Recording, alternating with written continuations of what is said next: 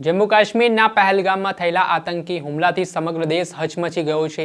લોકોમાં ભારે રોષ જોવા મળી રહ્યો છે અને આતંકવાદીઓ સામે કડક પગલાં લેવામાં આવે તે પ્રકારની માંગ પણ ઉઠી છે। આ મામલાના સંદર્ભમાં બેઠકોનો દોર પણ જોવા મળી રહ્યો છે। વડાપ્રધાન નરેન્દ્ર મોદીએ પણ આજે સંબોધન દરમિયાન પાકિસ્તાનમાં રહેલા જે આતંકવાદીઓ છે તેમને વીણીને મારીશું તે પ્રકારનું નિવેદન પણ આપ્યું છે। ત્યારે આમ આદમી પાર્ટીના નેતા ગોપાલ ઇટાલિયાનું નિવેદન સામે આવ્યું છે। તેમણે આ જે ઘટના બની છે તેમાં મૃતકના પરિવારજનો છે તેમને સરકારી નોકરી આપવા માટે સરકાર પાસે માંગ કરી છે। જે મૃતક પરિજનો છે તેમને 1 કરોડની સહાયની પણ તેમણે માંગ કરતા શું વાત કહી છે, વિગતે વાત કરીએ। વૈષ્ણવજન તો તેને કહીએ જે પીડ પરાઈ જાનાને રે। નમસ્કાર દર્શક મિત્રો, નવજીવન ન્યૂઝમાં આપનું સ્વાગત છે। હું છું ફૈઝાન। જમ્મુ કાશ્મીરના પહેલગામમાં જે આતંકવાદીઓએ કાયરતાપૂર્વક હુમલો કરીને 26 જેટલા ભારતીય પ્રવાસીઓની હત્યા કરી છે તેના કારણે સમગ્ર દેશભરમાં ભારે રોષ જોવા મળી રહ્યો છે। આતંકવાદીઓ સામે કડક પગલાં લેવામાં આવે અને સાથે જ આતંકવાદીઓને પોષનારા પાકિસ્તાન સામે યુદ્ધ છેડવામાં આવે તે પ્રકારની માંગ ઉઠી રહી છે। પાકિસ્તાનને પાઠ ભણાવવું જોઈએ જેના કારણે આ પ્રકારની ઘટના બનતી અટકે। કહેવાય છે કે ઇતિહાસનો સૌથી મોટો હુમલો આ માનવામાં આવી રહ્યો છે આતંકી, જેમાં વખતે આતંકવાદીઓએ નિર્દોષ પ્રવાસીઓને ટાર્ગેટ કર્યા છે। આ મામલાને લઈને રાજનીતિ પણ ગરમાઈ છે, સુરક્ષાને લઈને પણ સવાલ ઉઠી રહ્યા છે। ત્યારે આમ આદમી પાર્ટીના નેતા ગોપાલ ઇટાલિયાનું મોટું નિવેદન સામે આવ્યું છે। તેમણે જે આતંકી હુમલામાં જે પ્રવાસીઓના મૃત્યુ નિપજ્યા છે તેમને શ્રદ્ધાંજલિ આપી છે। સાથે જ મૃતકના પરિવારજનોને 1 કરોડ રૂપિયા આપવાની માંગ કરી છે। સરકાર પાસે તેમણે કહ્યું કે સરકારે સહાય પેટે 1 કરોડ રૂપિયા તમામ મૃતકના પરિવારજનોને આપવા જોઈએ। વાત આટલેથી ન અટકતા તેમણે જે લોકોએ પોતાના ઘરના આધારસ્તંભ ગુમાવ્યા છે અને તેમના ઘરમાં કોઈ યોગ્ય લાયકાત ધરાવતા લોકો હોય તો તેમને સરકારી નોકરી પણ સરકારે આપવી જોઈએ તેવી માંગ કરી છે। તેમણે સુરક્ષા વ્યવસ્થાની સામે પણ સવાલ ઉઠાવીને કહ્યું કે આજે નેતાઓની સુરક્ષા માટે ફૌજો ઉતારી દેવામાં આવે છે, પરંતુ તેમણે કહ્યું કે જો પાકિસ્તાન સામે આતંકવાદીઓને સફાઈ કરવા માટે યુદ્ધ પણ છેડવું પડે તો યુદ્ધ સરકારે છેડી દેવું જોઈએ। પહેલા તો આ મામલે ગોપાલ ઇટાલિયા શું કહી રહ્યા છે તે સાંભળી લો। જય કિસાન મિત્રો, હું છું ગોપાલ ઇટાલિયા।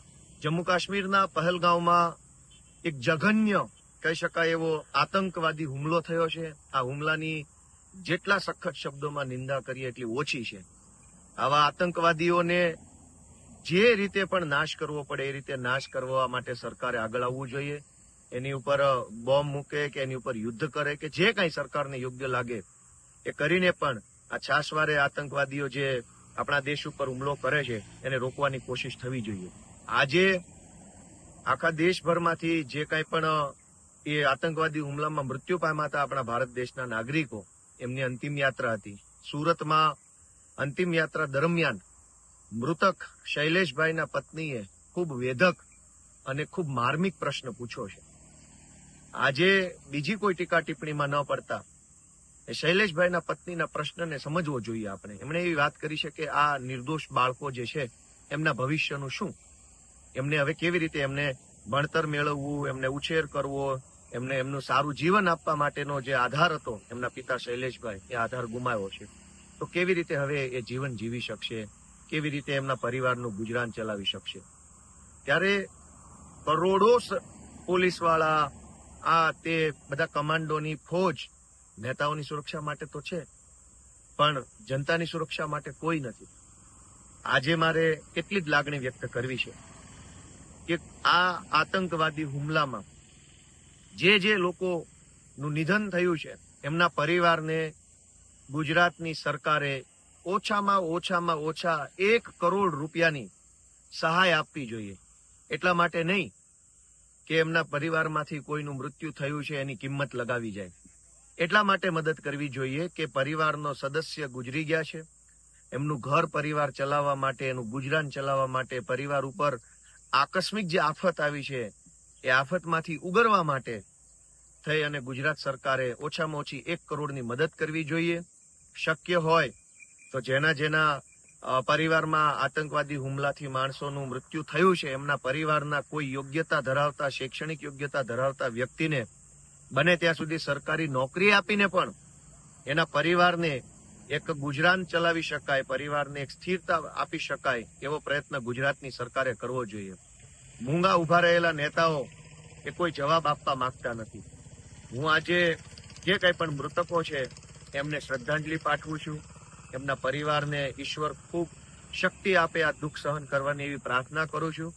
અને ગુજરાતની સરકારને વિનંતી કરું છું કે નેતાઓ ખરીદવા માટે તો કરોડો રૂપિયા વપરાય છે, ધારાસભ્ય ખરીદવા માટે કરોડો રૂપિયા વપરાય છે, પણ આતંકવાદી હુમલામાં મૃત્યુ પામેલા એક ગરીબ પરિવારના બાપ વગરના થયેલા, આધાર વગરના થયેલા નિર્દોષ બાળકોનું ભણતર ન બગડે, ભવિષ્ય ન બગડે, એ પરિવારનો વિકાસ ન અટકે, એટલા માટે થઈ ગુજરાતની સરકારે વહેલામાં વહેલી તકે તમામ મૃતકોના પરિવારને ઓછામાં ઓછા 1 કરોડ રૂપિયા આપવા જોઈએ અને શક્ય હોય ત્યાં સુધી સરકારી નોકરી પણ આપવા માટેનો પ્રયત્ન કરવો જોઈએ.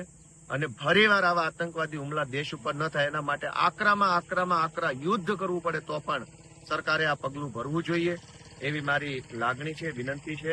જય હિન્દ. આપણે સાંભળ્યા આમ આદમી પાર્ટીના નેતા ગોપાલ ઇટાલિયા તેમનું મહત્વનું નિવેદન માનવામાં આવી રહ્યું છે, જ્યાં તેમણે 1 કરોડ રૂપિયાના સહાયની માંગ પીડિત પરિવારોને આપવામાં આવે તેવી માંગ કરી છે.